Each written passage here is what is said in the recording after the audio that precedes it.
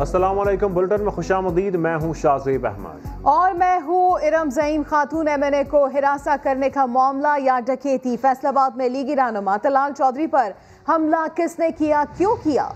Social media पर तबसरों का तूफान खड़ा है। वाक़े की वीडियो ने कई सवालात खड़े कर दिए हैं। तलाल चौधरी कहते नजर आ रहे हैं कि मेरा बाजू टूट गया, इनकी सारी औरतों के नंबर लो, मैं यहाँ हूँ, जिसे मर्जी बुला लो। हमलावरों ने मेरा फोन छीना, वीडियो भी बनाई। तलाल चौधरी का कहना है कि उन्हें तंजीम साजी के लिए बुलाया गया था। दूसरी तरफ नून लीग की खातून रुकन कौमी असम्बली ने पुलिस को ये कहकर बुलाया था कि उनके घर पर कोई हमलावर हुआ है। वाकया है क्या, कौन सही कह रहा है, कौन गलत, और पुलिस का क्या मौक़िफ़ है, देखते हैं ये रिपोर्ट।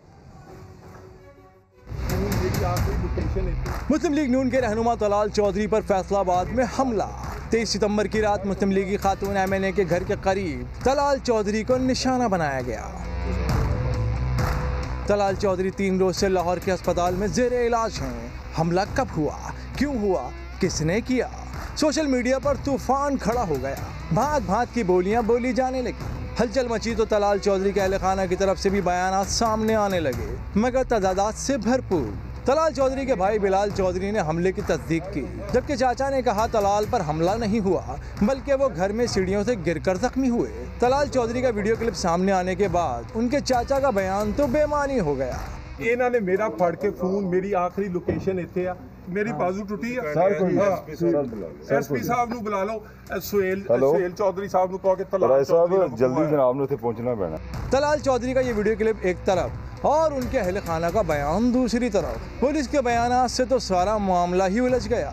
पुलिस के मुताबिक तलाल चौधरी ने पुलिस को खुद फोन करके डकैती की इत्तला दी और मदद के लिए बुलाया। पुलिस का कहना है कि जिस खातून लीगी MNA के घर के करीब तलाल पर मुबैना हमले की खबर है, उस खातून ने भी पुलिस को फ़ोन करके कहा कि उनके घर पर कोई हमलावर हो गया है। पुलिस को नामालूम अफराद के घर में घुसने और हरासा करने की शिकायत की। 15 की टीम बताए गए पते पर पहुंची तो तलाल अपनी गाड़ी में मौजूद थे। पुलिस को बताया गया कि दोनों फरीकों का आपस का मामला था जो ख़त्म हो चुका। वज़ीर इत्तलात पंजाब फयाजुल हसन चौहान कहते हैं तलाल चौधरी के साथ क्या हुआ है कल प्रेस कॉन्फ्रेंस में तफसीलात सामने लाएंगे। उन्होंने दावा किया कि तलाल चौधरी ने अपनी ही पार्टी की MNA को हिरासा किया है। अब नून लीग की क़यादत का इम्तिहान है कि वो तलाल चौधरी के खिलाफ कार्रवाई करते हुए उन्हें पार्टी से निकालते हैं या नहीं। अभी सारी चीजें कल मैं इंकशाफ कर रहा हूँ। मैं 2 बजे प्रेस कॉन्फ्रेंस करके सारी एक एक चीज इसकी निकाल के बाहर रखूंगा। अगर इस शख्स तलाल चौधरी को उस वक्त जब इसने हजारों के जलसे के अंदर एक इंतहाई मैनी खेज और एक मनफी किस्म का जनाब एक अशारेबाजी की थी जलसा आम के अंदर इमरान खान साहब को मुखातिब करके, अगर उस वक्त इसके खिलाफ ताजीबी कार्रवाई कर ली जाती इनकी क़यादत की तरफ से और बेगम सफदर रवान साहिबा की तरफ से, अगर उस वक्त जो है वो इसके मुतालिक बात कर ली जाती तो शायद आज इसको इतनी जुर्रत ना होती कि अपनी ही MNA नून लीग की, अपनी ही MNA के घर जाकर उसको हरासा करना, उसको जनाब उसकी ज़िंदगी के हवाले से, उसकी ज़ाती ज़िंदगी के हवाले से उसको हरासा करना। और मैं अब अल्फाज नहीं इस्तेमाल कर सकता, मुझे अच्छा नहीं लगता, लेकिन फिर उसके बाद उसके भाइयों ने फिर जो अपनी गैरत और खुददारी दिखाई वो बिल्कुल ठीक दिखाई। और अब ये ड्रामेबाजी कर रहे हैं कि तंजीम साजी के हवाले से, अब औरतों को हरासा करना अगर तंजीम साजी है तो फिर मेरे ख्याल ये नून लीग की तंजीम साजी होगी। किसी और पॉलिटिकल पार्टी के अंदर तो ऐसी तंजीम साजी नहीं होती। मुआवने खुसूसी शहबाज गिल कहते हैं ये वाक़या मुस्लिम लीग नून का असल चेहरा आवाम के सामने लाता है। तलाल चौधरी मरियम सफदर के करीबी और काबिल एतमाद साथी है। तलाल की ये हरकत मुस्लिम लीग नून के लिए काबिल शर्म है। तलाल चौधरी माजी में भी खवातीन के बारे में नाजेबा कलमात कहते रहे हैं। मुअज़्ज़ज़ खातून MNA को हिरासा करने का वाक़या अफसोसनाक है। फैसलाबाद पुलिस को इस पर फौरी एक्शन लेना चाहिए। मुआवने खुसूसी शहबाज गिल कहते हैं कि ये वाक़या मुस्लिम लीग नून का असल चेहरा आवाम के सामने लाता है। तलाल चौधरी मरियम सफदर के करीबी और काबिल एतमाद साथी हैं। तलाल की यह हरकत मुस्लिम लीग नून के लिए काबिल शर्म है। तलाल चौधरी माजी में भी खवातीन के बारे में नाजेबा कलमात कहते रहे हैं। नून लीग ने तलाल चौधरी को किसी तंजीम साजी का नहीं कहा था। नून लीग ज़राए के मुताबिक तलाल चौधरी पहले अपना मौक़िफ़ खुद बताएंगे। इसी के ऊपर बात कर लेते हैं आरिफ मलिक से। आरिफ बताइएगा क्या कहते हैं नून लीगी ज़राए? जी, पार्टी का कहना है कि तलाल चौधरी को किसी तंजीम साजी का नहीं कहा गया था। वो क्या करने गए थे, फैसलाबाद की जो MNA है, खातून MNA के घर के बाहर, और कौन सी तंजीम साजी करने गए थे, इस हवाले से पार्टी को कुछ पता नहीं है और इस बात का तलाल चौधरी खुद ही बताएंगे। पार्टी इस पर कोई मौक़िफ़ नहीं देगी। दूसरा, इनके भाई तलाल चौधरी के भाई का ये कहना है कि कुछ देर बाद जो है तलाल चौधरी अपना एक वीडियो बयान जारी करेंगे जिसमें इस तमाम तर सूरत हाल और तमाम तर मामले के हवाले से बताएंगे क्या हुआ खातून MNA के घर के बाहर, क्यों इनका झगड़ा हुआ। ठीक है, बहुत शुक्रिया अपडेट किया आपने। पुलिस का मौक़िफ़ सामने आया है कि तलाल चौधरी तंजीम साजी के लिए ही अब्दुल्ला गार्डन गए थे। पुलिस ने पहुंचकर झगड़ा ख़त्म करवाया। फ़ोन इस वक्त तलाल चौधरी के पास ही है। मज़ीद जानते हैं यूसुफ चीमा से। जी यूसुफ, क्या खबर सामने आ रही है? देखें, बिल्कुल तलाल चौधरी का इल्जामात है कि मेरा फ़ोन और मेरी चीज़ें मेरे पास नहीं थी। तब हम पुलिस के साथ इस हवाले से बात हुई है तो पुलिस का यही कहना है कि ये तलाल चौधरी की तरफ से भी कॉल मौसूल हुई और दूसरी पार्टी की तरफ से भी कॉल मौसूल हुई। तब मौके पर जब पहुंचे हैं तो फ़ोन और चीज़ें जो है इब्तदाई तौर पर इनका बताया जा रहा था कि मेरे पास नहीं है, तब इनके पास ही मौजूद थी। और तंजीम साजी का इनिशियली बताया जा रहा था कि यहाँ पर तंजीम साजी के दफ्तर के अंदर हम लोग आए हुए थे। और इसके साथ साथ CPO फैसलाबाद से जब इस हवाले से बात हुई है तो वो यही कह रहे हैं कि दोनों पार्टियों की तरफ से हमारे पास अभी किसी भी ने भी कोई दरख्वास्त जो है बाज़ाब्ता तौर पर नहीं दी है। इस वजह से हमने किसी के खिलाफ अभी तक कार्रवाई नहीं की। ठीक है, इसी वजह से अभी तक किसी के खिलाफ कार्रवाई नहीं हुई है। बहुत शुक्रिया यूसुफ चीमा। नून लीग की खातून MNA के भाई ने हिरासानी के वाक़े की तरदीद कर दी है। कहते हैं तलाल चौधरी पर हमारे घर के करीब हमला हुआ लेकिन हम मुलव्विस नहीं हैं। तलाल के साथ भाइयों जैसा रिश्ता है, सियासी मामलात पर हम मिलते रहते हैं। वो समा से गुफ्तगू कर रहे थे। ये पता लगा है कोई वहाँ पे हमारे घर की स्ट्रीट पे या उस सड़क पे कुछ इशू हुआ है। हमारे घर के बीच में कोई तलब नहीं ना, हमें भी कोई महसूस हुआ था बाहर कोई फायरिंग या कोई इस तरह के मामला, पता नहीं क्या, मुझे याद नहीं। 1-5 पे कॉल हमारी तरफ से भी हुई थी लेकिन अभी इस तरह सच कोई ये नहीं था कि कोई उसके साथ इशू था। एक हल्का है, 7-7 हल्के हैं, हम सियासी दोनों फैमिलीज हैं, हमारे हल्के बीच में मिक्स हैं। तंजीम साजियाँ थी, कोई ओहदे आजकल हो रहे थे, उनके लिए कोई मीटिंगें उनके घर में होती रही हैं। ऐसी बातें तो होती रही हैं। अब सियासी चीजों के लिए तो बंदा इकट्ठा होता ही है। कोई ऐसा नहीं चाह रहा था कोई तौबा नब्बल, कोई हरासमेंट या दो, कोई सियासी चीजों पे, कोई ओहदों पे कोई मसला मसाइल हो तो पुरानी बात हो, अभी कोई चीज नहीं है। बिल्कुल भाइयों बहनों वाला सिस्टम मेरा, ये बिल्कुल भाइयों की तरह था। हमारी बदनामी क्यों कही जा रही है इसका हम भरपूर जवाब देंगे अभी। हाँ, तौबा अस्तगफिर हमारा बहन भाई वाला रिलेशनशिप है, ऐसी कोई बात ही नहीं है।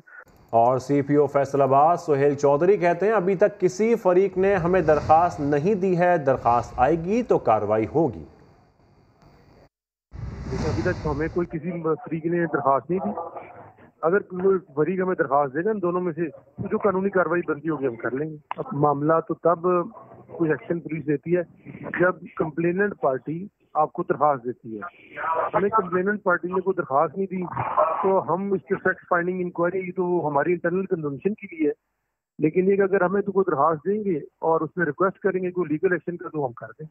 आगे बढ़ते हुए आपको बताएं कि शेख रशीद ने फिर नवाज शरीफ को निशाने पर रख लिया। 10 सवाल सामने रख दिए। कहा, नवाज शरीफ बताएं कि उसामा से कितनी मुलाकातें की और कितना चंदा वसूल किया। मुल्क से बाहर जाकर वतन के दुश्मन मोदी को कितने फोन किए। 2013 के इलेक्शन में कितना खर्चा किया। सैफुर रहमान के जरिए कतर से कितनी रकम वसूल की। ये भी पूछा कि लंदन में नैब पर पथराव की मंसूबाबंदी में कितने दिन लगे।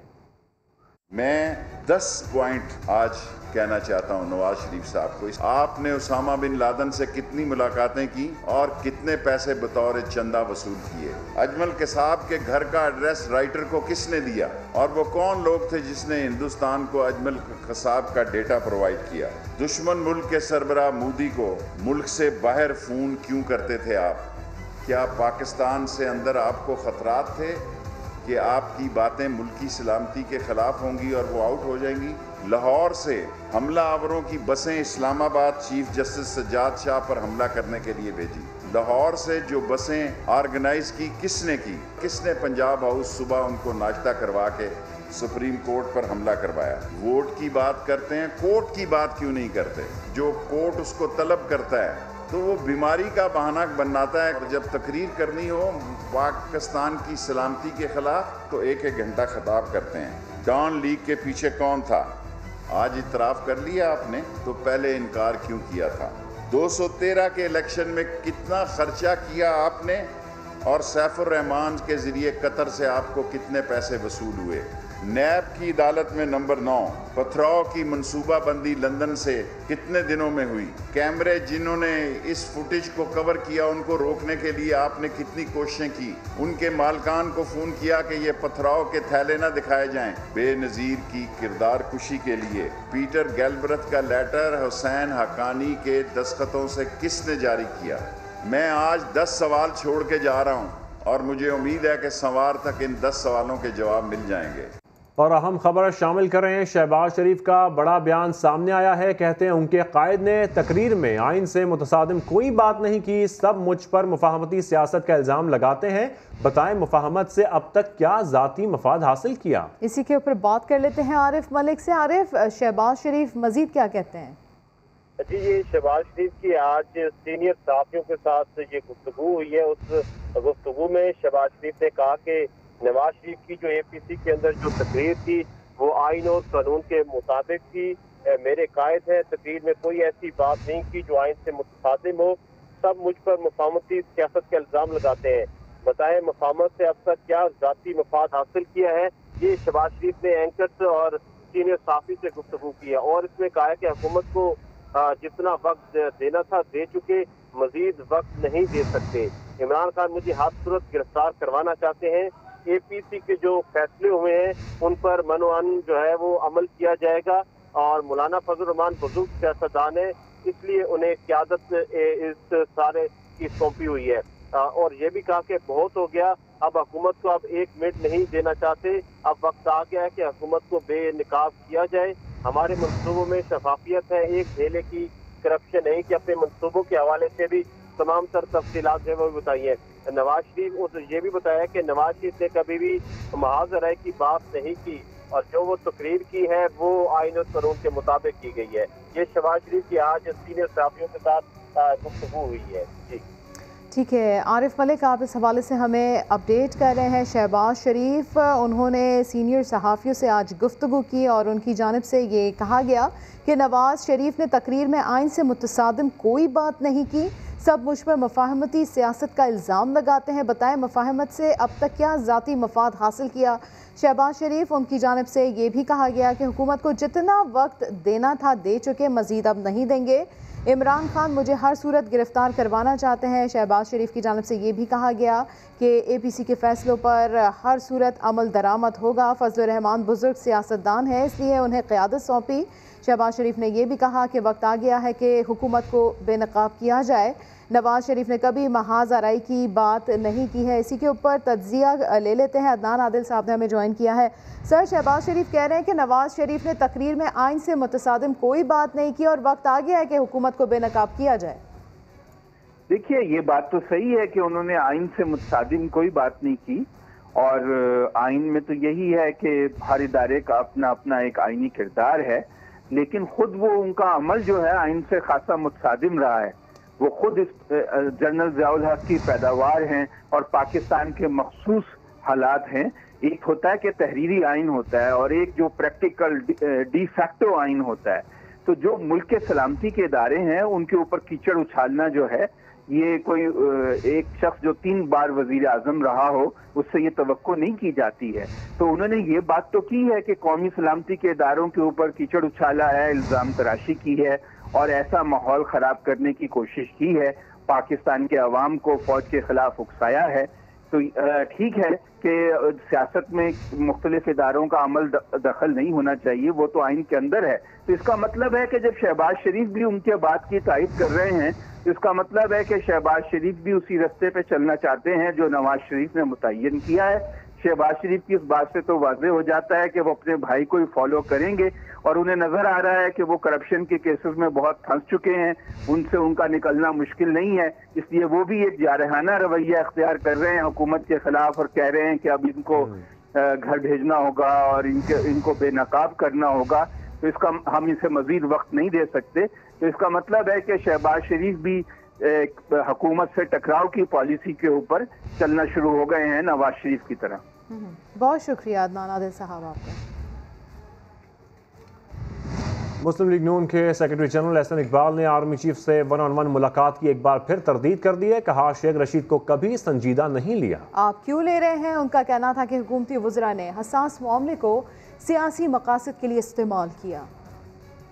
वज़ीर दाखिला से उतरने के बाद मेरी आर्मी चीफ के साथ कोई वन-ऑन-वन मुलाकात नहीं हुई। ये शेख रशीद साहब की डिसइंफॉर्मेशन है। मेरी आर्मी चीफ साहब के साथ वही मुलाकात हुई है जो तमाम पाकिस्तान के पार्लिमानी लीडर्स के हमरा गिलगित बल्तिस्तान के मौजू पर हुई है। तो इससे ज़्यादा ना कोई मुलाकात हुई, ना इससे कम मुलाकात। मैंने तो उन्हें कभी संजीदा नहीं लिया, और आप क्यों संजीदा लेते हैं इतना? ऑपोजिशन पार्टीज में इतनी रिस्पॉन्सिबिलिटी थी कि किसी ने उस खबर को लीक नहीं किया। हुकूमत के वज़रा ने उस मीटिंग को सियासी मकासद के लिए इस्तेमाल करके ऑपोजिशन से ज्यादा हमारे कौमी इदारों को नुकसान पहुंचाया। मुस्लिम लीग नून के अंदर एक ही नजरिया, एक ही फलसफा और एक ही क़यादत है। शहबाज शरीफ साहब से लेके एक आम कारकुन तक अपनी कायद के साथ वफादार है, और जो कोई किसी किस्म की इसमें तकसीम की अफवाह साजी करता है तो वो अपने दिमाग में खुश हो। भारत को नवाज शरीफ साहब की तकरीर से खुशी नहीं है। भारत को इस बात से खुशी है कि पाकिस्तान खारजा पॉलिसी में इतना तनहा हो गया है कि अक़वाम मुत्तहिदा के इंसानी हकूक़ कमीशन में वो करारदाद पेश नहीं कर सका। क्या बोलना है, क्या नहीं बोलना, आखिरी लम्हात में एहसन इकबाल को बता दिया गया। लीगी रहनुमा को प्रेस कॉन्फ्रेंस से पहले क्या बताया गया, एक नज़र डालते हैं इस रिपोर्ट में। आइए प्रेस कॉन्फ्रेंस करें। और फिर उज़्मा बुखारी ने इशारा किया, कोई पैगाम था शायद, लेकिन जरा रुकिए।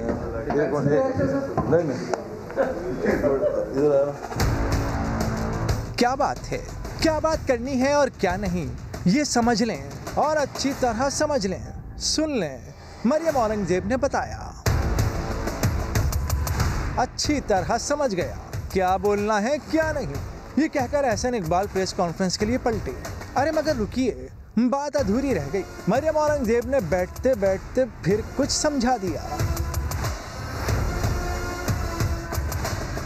अरे सुनिए तो सही। मरियम औरंगजेब ने बैठने के बाद भी 2-4 हिदायत खुसर फुसर कर दी।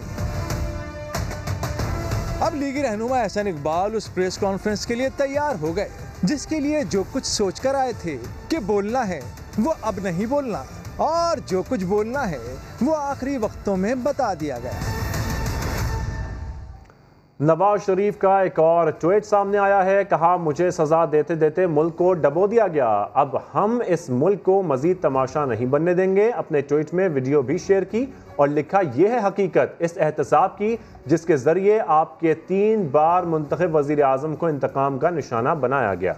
नवाज शरीफ उनकी जानिब से ट्वीट किया गया है। ये कहा है कि मुझे सजा देते देते मुल्क को डुबो दिया, अब हम इस मुल्क को मजीद तमाशा नहीं बनने देंगे। अपने ट्वीट में वीडियो भी उनकी जानिब से शेयर की गई और साथ में ये लिखा उन्होंने कि हकीकत इस एहतसाब की है कि जिसके ज़रिए आपके 3 बार मुंतखब वज़ीर आज़म को इंतकाम का निशाना बनाया गया, सजाएँ दिलवाई गई और इश्तिहारी करार दिया गया। वफाकी वज़ीर साइंस और टेक्नोलॉजी फवाद चौधरी कहते हैं कि डील नहीं ढील की चाहत थी, नहीं हुई तो फट पड़े। झगड़ा यही है कि फौज और अदलिया करप्शन का पैसा बचाने नहीं दे रहे। नून लीग में भी नवाज शरीफ की तकरीर को पसंद नहीं किया गया। कारकुनों को अपने लीगी कायद पर मुकदमा करना चाहिए। वो लाहौर में मीडिया से गुफ्तगू कर रहे थे।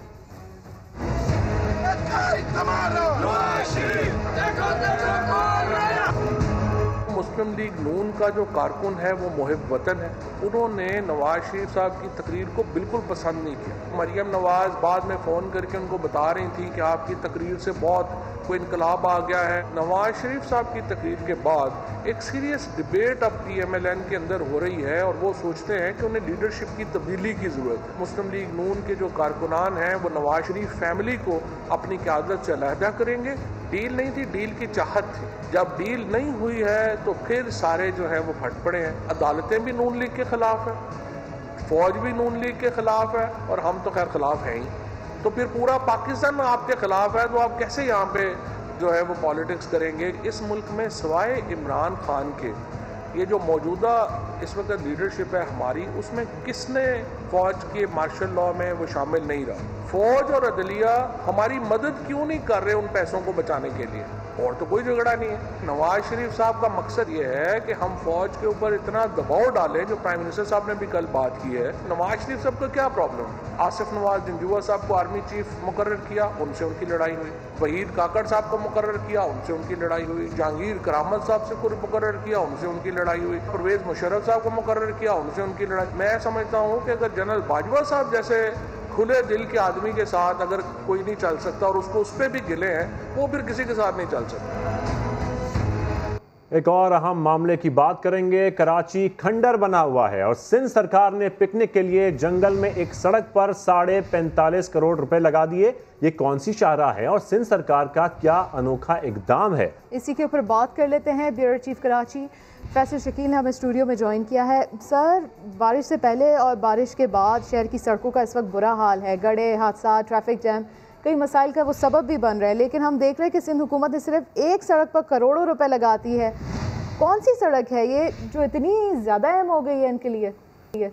जी बिल्कुल, मैं आपको बताऊं कि ये सड़क है मनोड़ा की, हॉक्सबे की। पिकनिक पर जाने वाले अफराद के लिए ये सड़क बनाई गई है और 45 करोड़ 60 लाख रुपए की खतीर रकम जो है वो इस सड़क पर लगाई गई है सिंध हुकूमत ने।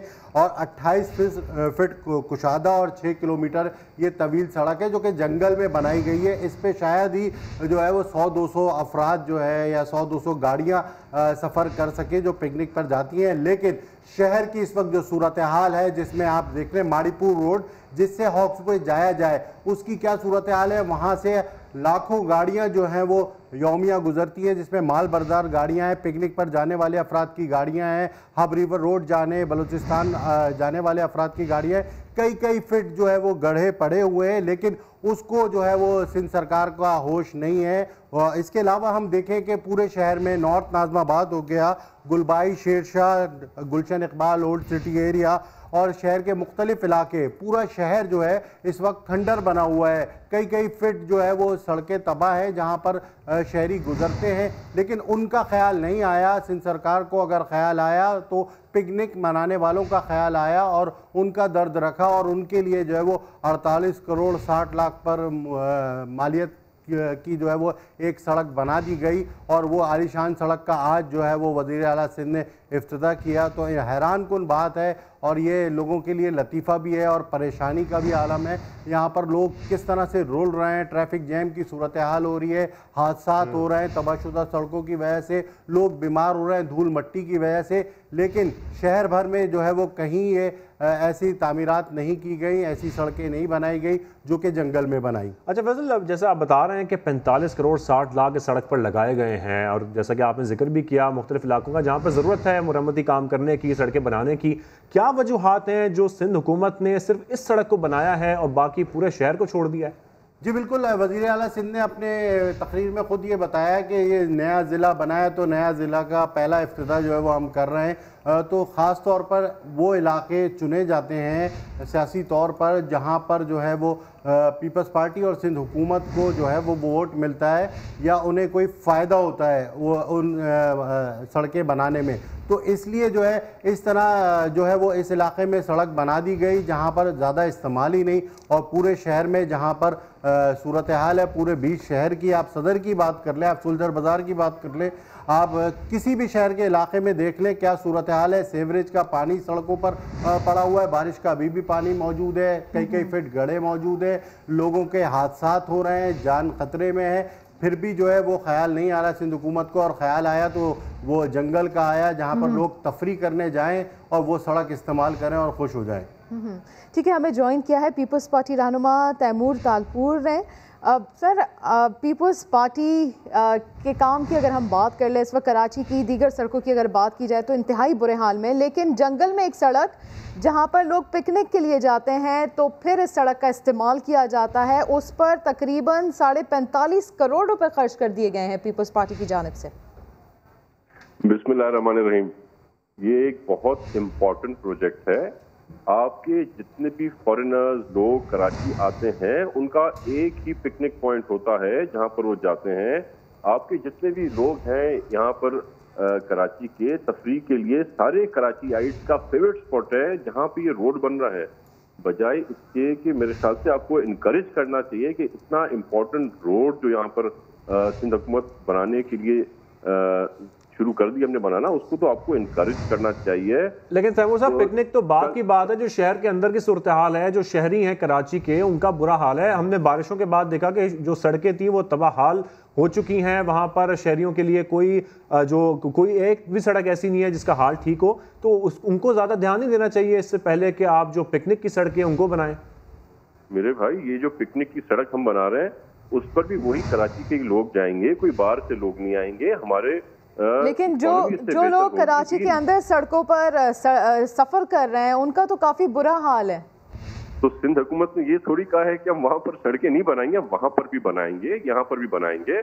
हम एक पैकेज ला रहे हैं कराची के लिए जिसमें से these are one of the project of this. Taimur साहब, ये जो आपने बताया कि पिकनिक के लिए फॉरनर भी जाते हैं, तो ये फॉरनर वगैरह ये सब माड़ीपुर रोड से शेरशाह गुलबाई से ही जाएंगे या कहीं और से जाएंगे? उसका क्या हाल है? वो तो बिल्कुल तबाहशुदा है और वहां से तो माल बरदार गाड़ियां भी गुजरती हैं और मामूल है ट्रैफिक जैम का। तो ये बताइए कि वो क्यों पहले नहीं बनाई गई और ये पहले क्यों बनाई गई, और इतनी तेजी क्यों दिखाई गई सिर्फ इसी सड़क पर? ये इसलिए पहले बनाई गई क्योंकि अगर आप जाके विजिट करेंगे, आपका बाकी सारा रास्ता जो है वहां पर इतना बुरा हशर नहीं है। यहाँ से ये हमने स्पॉट चूज किया है, यहाँ पर गाड़ियां सीसॉ बन के लटक जाती थी, बीच में कार जा नहीं सकती थी, बरसात होती थी, आधी गाड़ियां वही रास्ता बंद करके रोकती थी। ये तो इम्पोर्टेंट है, जहाँ पर एक चीज बने उसको हम क्यों फिर से करें? जहाँ पर बिल्कुल तबाही थी वहां पे हम एक नया रास्ता लाए। और आप पता नहीं कि उसको इनकरेज नहीं कर रहे, पर लोग कराची के इतने खुश हैं। अगर आप चेक करें सोशल मीडिया किस तरह से वो इसको इनकरेज कर रहे हैं। तैमूर साहब, हमारा ये कहना है कि जो सड़क आम तौर पर इस्तेमाल होती है, ये हॉक्सवे वाली जो आपने सड़क का आज इफ्तिताह किया, वहाँ से 100, 200, 1000 गाड़ियाँ या 10,000 गुजरेंगी, लेकिन जहाँ से लाखों गाड़ियाँ गुजर रही हैं, माड़ीपुर रोड जहाँ से बिजनेस की जो माल बरदार गाड़ियाँ गुजर रही हैं, शेरशाह, वो आप भूल गए। वो क्यों भूल गए, ये क्यों याद रखा?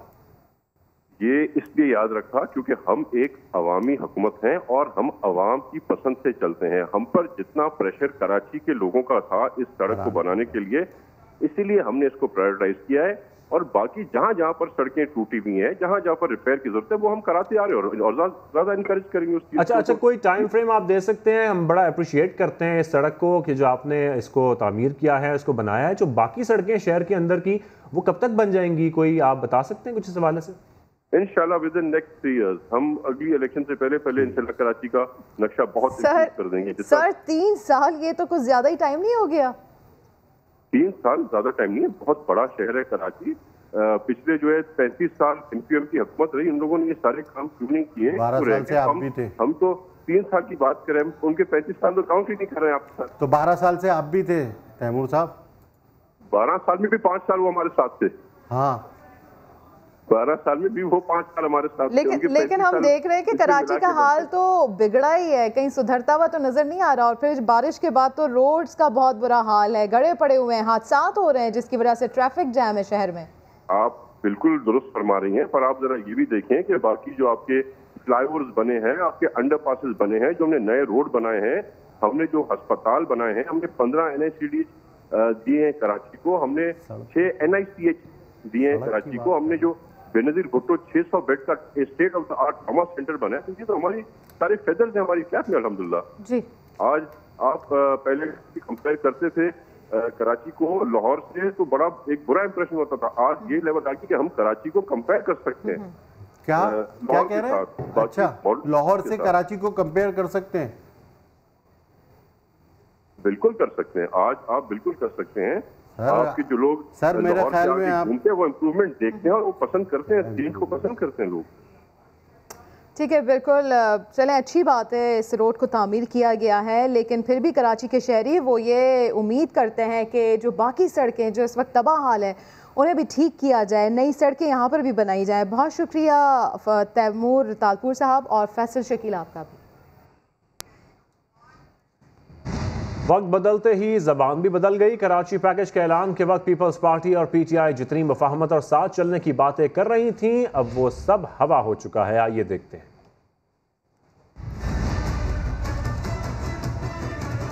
PTI के नुमाइंदे और उनकी हुकूमत कह रहे हैं वो तारीखी पैकेज लेकर आ रहे हैं। उम्मीद है कि वफाकी हुकूमत हर डिस्ट्रिक्ट के लिए हमारे साथ देंगे। नजर आ रहा है वफाकी हुकूमत सिंध हुकूमत के साथ मिल के चलेंगे, इनकलाब हम ले आ सकते हैं। अगर सब लोग एक पेज पे हों तो उससे बेहतरी आती है, तो हम वेलकम करते हैं प्राइम मिनिस्टर साहब आए। वफाक के 300 बिलियन रुपीस के मंसूबे हैं और ये अच्छा शुरुआत है कराची की डेवलपमेंट के लिए। कराची के लिए हम सलाह मशवरा हर एक से कर रहे हैं। प्राइम मिनिस्टर आएंगे, आप लेने जाएंगे नहीं ले जाएंगे? बिल्कुल लेने जाऊंगा। कराची के लिए 1100 अरब रुपए का पैकेज लेके आए हैं। इनके बाप का पैसा नहीं है, इनके बाप का पैसा नहीं है। ये जो 1100 अरब है इसके अंदर 802 अरब सिंध हुकूमत के शामिल है। ये सूबा सिंध का पैसा है, तो वफाक कैसे अपना क्लेम स्टेक कर सकती है? मैं फेडरल गवर्नमेंट से सख्त प्रोटेस्ट करता हूँ, अपने जो काम है वो पूरे करें। सिर्फ सच बोलिए, ये नहीं होगा कि सियासी पॉइंट स्कोरिंग हो, ये नहीं होगा कि हकायक को मस करके बताया जाए और हम खामोश रहें। कराची में बिजली का बदतरीन बहरान, 12 घंटे बिजली बंदिश ने कराची वालों का जीना हराम कर दिया है। शॉर्टफॉल 400 मेगावाट तक पहुंच गया है। शाहनवाज अली कादरी की रिपोर्ट देखिए। दो इदारों की खींचातानी में अवाम पिस कर रह गए। गैस प्रेशर में शदीद कमी के बाइस 400 मेगावाट के शॉर्टफॉल ने कराची को अंधेरों में डबो दिया। शहर के बेशतर इलाकों में लोड शेडिंग का दौरानिया 12 घंटे से भी बढ़ गया। बल्दिया, औरंगी, नॉर्थ कराची, न्यू कराची, सुरजानी, गुलशन मेमार, स्कीम 33, गुलशन इकबाल, लांडी, कोरंगी, गुलिस्तान जौहर, नाजमाबाद, लियाकताबाद और ओल्ड सिटी एरिया शदीद मुतासिर हैं। यही इमरान खान ने कहा ना, बिल को पाड़ा बिजली का, गैस का। अभी यही बिल देखो कितना आ रहा है।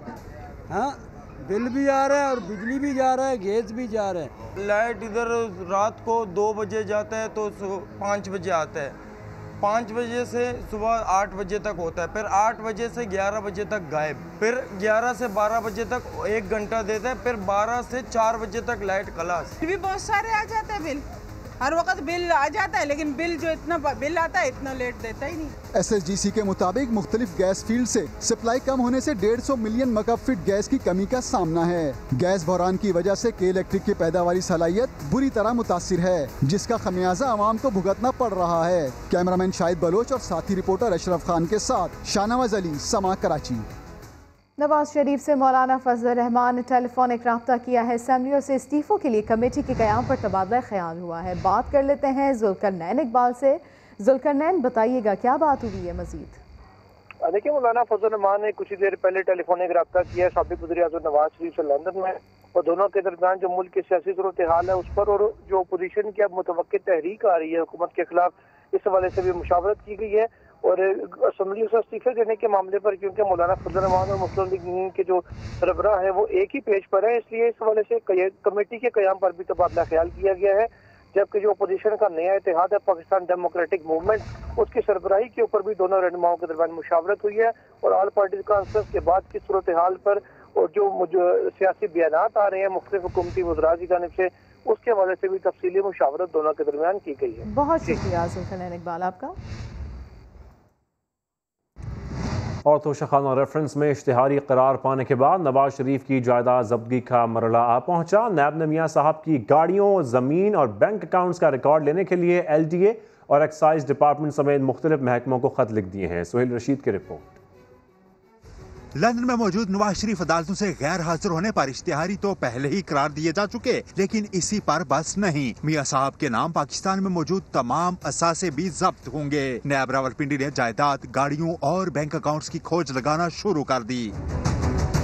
नैब की जानिब से Lahore development authority, excise department, deputy commissioner Lahore और निजी बैंक को खत लिख दिए गए। साबिक वज़ीर आज़म की लाहौर के इलाके मौजा मानक, मौजा माल, रायवंड और सुल्तानकी में 1550 कनाल से जायद अराजी की दस्तावेजात मांगी गई हैं। इसके अलावा मियां साहब की मर्सिडीज, लैंड क्रूजर और 2 ट्रैक्टर्स का रिकॉर्ड भी तलब कर लिया गया। एहतसाब अदालत ने 9 सितंबर को तोशाखाना रेफरेंस में नवाज शरीफ को इश्तिहारी करार दिया था। नैब को नवाज शरीफ की जायदाद जब्तगी की कार्रवाई शुरू करने के लिए उनके तमाम असासों की फहरिस्त पेश करने का हुक्म भी दिया गया था। अदालती अहकामात की रोशनी में ही नैब की जानिब से महकमों को खत लिख दिए गए हैं। नवाज शरीफ तोशाखाने से गैर कानूनी तौर पर गाड़ियाँ लेने के रेफरेंस में आसिफ जरदारी और यूसुफ रजा गिलानी के शरीक मुल्ज़म नामजद हैं। सोहेल रशीद, सामा, इस्लामाबाद। की वज़ीर इत्तला शिबली फराज कहते हैं वज़ीर आज़म ने UN जनरल असम्बली से इंतहाई मुदल्लल खिताब किया। वज़ीर आज़म ने आलम इस्लाम और तरक्की पजीर ममालिक को दरपेश मसाइल बयान किए। मज़ीद क्या कहना था आपको दिखाते हैं। प्राइम मिनिस्टर इमरान खान का कल का खिताब जो कि उन्होंने यूनाइटेड नेशन असम्बली में किया, एक बार फिर उन्होंने आलम इस्लाम और तरक्की पजीर ममालिक को दरपेश मसाइल का बड़े मुदल्लल अंदाज में मौक़िफ़ पेश किया। ये पहली बार है कि किसी वज़ीर आज़म ने इस्लामोफोबिया और नमूस रिसालत जैसे मौज़ूआत पे दुनिया को आलम इस्लाम का एक दो टोक मौक़िफ़ दिया।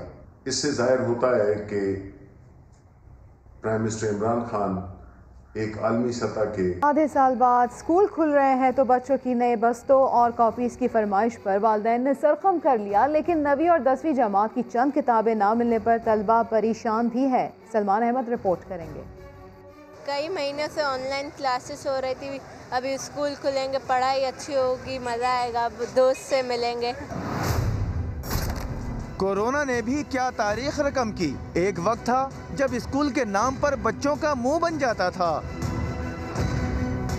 लेकिन कोविड की वजह से 6 माह के तवील वक्फे के बाद अब बच्चों की स्कूल के लिए तड़प ही निराली है। खुशी इतनी कि नए बस्ते और कॉपीज खरीदने बाजार का रुख कर लिया, लेकिन वालिदैन अब भी कोरोना की वजह से फिक्रमंद हैं। बच्चों की जानों से क्यों खेल रहे हैं? स्कूल नहीं खोलना चाहिए। मेरे हिसाब से अगर 1 साल बच्चों का ज़ाया भी होता है तो उसमें मेरे ख्याल से कोई वो नहीं है। ज़िंदगी खैर रही तो बच्चे पढ़ते रहेंगे। दूसरी तरफ 9वीं और 10वीं की कुछ किताबें न मिलने पर वालिदैन परेशान हैं। हद तो ये है कि रियाजी की किताब मौजूद है, लेकिन पब्लिशर्स ने ज़्यादा डिमांड की वजह से फ़रोख्त बंद कर रखी है। हम अगर एक मखसूस बंदे को सारी किताब दे देंगे तो वो उसको ब्लैक करेगा, तो इसी हिसाब से हम सारी किताबें हर जगह बराबर डिस्ट्रीब्यूट करते हैं। मैट्रिक का मैथ है वो शॉर्ट है, 9 का मैथ है वो शॉर्ट है, बस 10-10, 15-15 किताब देते हैं, बोलते हैं और नहीं है, प्रिंट हो रही है। पीर से स्कूल खुलने पर बच्चे खुश तो हैं, लेकिन किताबें नायाब होने पर महकमा तालीम सिंध ने अब तक कोई नोटिस नहीं लिया। किताबों की अदम दस्तयाबी के जिम्मेदार पब्लिशर्स हों या दुकानदार, खमियाजा तलबा को ही भुगतना पड़ रहा है। कैमरामैन राशिद इशरत के साथ सलमान अहमद, समा, कराची। और कौन स्कूल जाने को तैयार है, कौन नहीं? समा ने बच्चों से पूछा तो किसी को टीचर की मार याद आ गई तो किसी को कोरोना से डर लगने लगा। मगर बहुत सारे बच्चे स्कूल जाकर पढ़ाई के लिए बेताब नजर आए। आइए देखते हैं।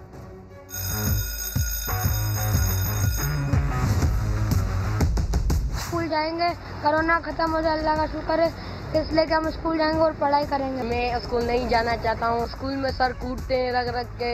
जाना चाहते हैं, हम पढ़ेंगे, 6th क्लास में जाऊँगा, बहुत खेल लिया हमने। नहीं, कोरोना की वजह से हमारी तालीम खराब हो गई है, इसलिए अभी मैं खेलना चाहता हूँ, नानी वालों के घर जाना चाहता हूँ। पढ़ाई भी अच्छी होती है, अब तो ऑनलाइन क्लासेस भी हो गई हैं बोर, उसकी वजह से। मेरे को अभी तो गर्मी है, मेरे को पढ़ाई में दिल नहीं रखना चाहिए। पढ़ूंगा, जाऊंगा और मैट्रिक पास कर जीतूंगा। मैं खेलना चाहूँगा नानी के घर। स्कूल जाएंगे, पढ़ाई करेंगे, 7th क्लास में हो गए हैं, बस अभी जाएं, बड़ा खेल दिया बस। मैं स्कूल नहीं जाना चाहता, मेरे को मज़ा नहीं आएगा, मैं खेलना चाहता हूँ।